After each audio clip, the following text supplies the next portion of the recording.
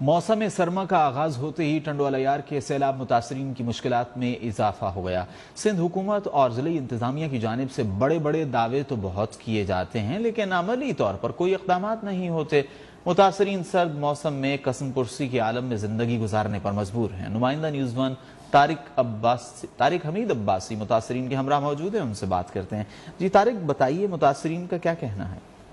جی، اس وقت میں موجود ہوں ٹنڈولیار کے تعلقہ چمبڑ کے گوٹ خان محمد بوزدار کے اندر۔ بارش کو تھمے ہوئے 3 ماہ کا زائد کا عرصہ ہو چکا ہے، مگر یہاں کے سیلاب متاثروں کی جو پریشانیاں ہیں وہ کم ہونے کا نام نہیں لے رہی ہیں۔ اس وقت میں بتاؤں کہ آپ گاؤں کے اندر بھی 3-3 4-4 فٹ جو ہے برسات کا پانی جمع ہے۔ ہمارے یہاں کے علاقہ مکین جو ہے موجود ہے مسجد، ان سے بھی بات چیت کرتے ہیں، سوال کا کیا کہنا ہے۔ جی آپ بتائیں گے آپ کو کس چیز کی پریشانی کا سامنا کرنا پڑتا ہے؟ ہمارے پاس نہیں کھانے پینے کا کچھ ملا ہے نہیں، ہم کو تقریباً 3 مہینے ہو گئے ہیں، جو آتا ہے ایسے بھر کے چلے جاتے ہیں، اور مچھر بھی ہیں۔ پہلے تو دھوپ تھا تو ٹائم جیسے تیسے گزارا کر لیا، اب تو ٹھنڈ آ گئی ہے، بچے ہمارے دیکھو ایسے ہی بیٹھے ہوئے ہیں۔